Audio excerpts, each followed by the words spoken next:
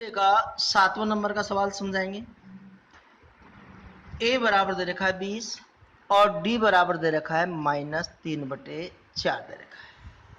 हम और प्रथम 4 पद पूछ रहा है। हम जानते हैं कि पहला पद को ए से व्यक्त करते हैं, तो यहां ए का मतलब पहला पद हो गया 20। दूसरा पद निकालेंगे तो पहले पद में जोड़ने के लिए प्लस का चिन्ह और सार्वंतर को जोड़ देंगे। यहां हम साइड में लघुत्तम ले लेते हैं। इसके नीचे एक और 4 का लघुत्तम 4 आएगा। 1 का भाग 4 में 4 बार 4 को 20 से गुणा करेंगे तो 80 आएगा।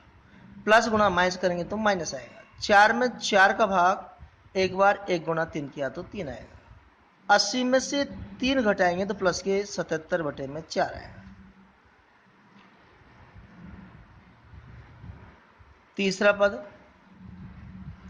हम दूसरे पद को लिखेंगे और इसमें सार्वंतर को जोड़ देंगे। जोड़ने के लिए प्लस का चिन्ह और सार्वंतर है -3/4।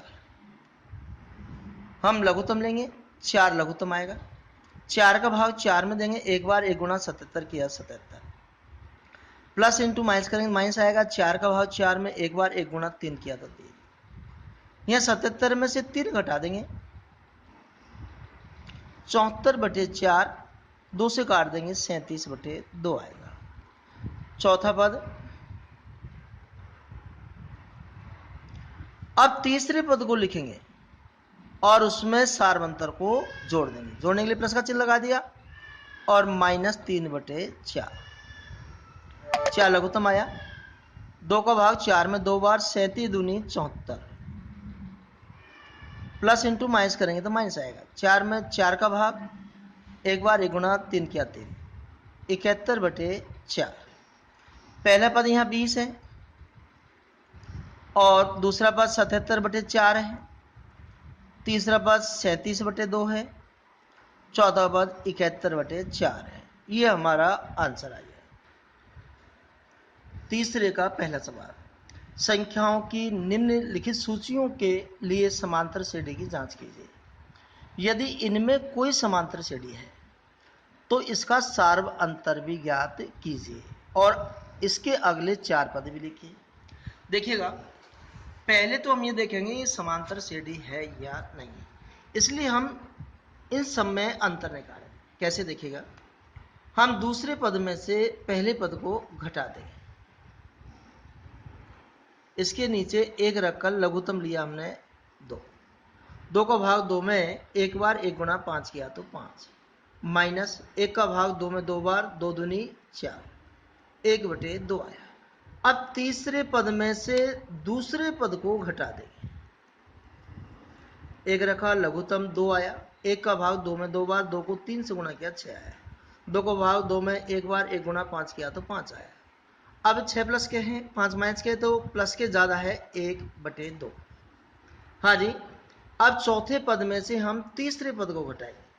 7/2 -3। इसके नीचे 1 रखा, लघुत्तम लेंगे 2 और 1 का लघुत्तम 2। 2 में 2 का भाग एक बार 1 गुणा 7 किया 7, माइनस 1 का भाग 2 में 2 बार 3 दूनी 6, 7 में 6 घटाए तो 1/2। अब देखिए इसमें अंतर सब में समान है, 1/2 1/2 1/2। तो लिख देंगे यह है समांतर श्रेणी है और सार्वंतर भी पूछ रहा है। हम सार्वंतर उसी में बताएंगे जो समांतर श्रेणी है। अब यहाँ ये अंतर समान है तो ये समांतर श्रेणी है और अंतर सब में 1/2 है तो यह सार्वंतर 1/2। अब इसमें आगे के 4 पद भी हमसे पूछ रहा है। 1 2 3 4 पद तो दे रखा है, आगे के 4 5वां पद 6ठा पद 7वां पद और 8वां पद पूछ रहा है।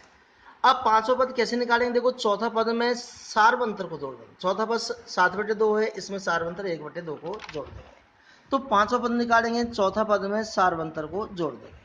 लघुत्तम लेंगे 2। 2 में 2 का भाग एक बार 1 गुणा 7 किया तो 7 है। 2 में 2 का भाग एक बार 1 एकम 1, 7 और 1 8/2। 2 से काट दिया 8 को 4 बार। अब देखिएगा छठा पद निकालेंगे तो 5वें पद में फिर सार्वंतर को जोड़ देंगे। इसके नीचे रखा, इनमें लघुत्तम लिया 2। 1 का भाग 2 में 2 बार 2 को 4 से गुणा किया 8 आया, प्लस 2 में 2 का भाग, एक बार एक एकम 1 आया, 8 और 1 9/2 आया। अब सातवां पद निकालेंगे तो छठा पद लिखेंगे और उसमें सार्वंतर को जोड़ देंगे। 2 लघुत्तम आया, 2 में 2 का भाग, एक बार 1 गुणा 9 किया तो 9 आया, 2 में 2 का भाग, एक बार 1 गुणा 1 किया तो 1 आया, 10/2 आया, 10 में 2 का भाग देंगे 5 बार गया। अब आठवां पद निकालेंगे तो सातवें पद में फिर सार्वंतर को जोड़ देंगे। देखो इसके नीचे की रेखा लघुत्तम लिया 2, 1 का भाग 2 में 2 बार, 5 दूनी 10, प्लस 2 में 2 का भाग, एक बार एक एकम 1, यहाँ 11/2 आ गया। तो आगे के जो 4 पद आए, 4, 9/2, 5 और 11/2, ये हमारा आंसर है।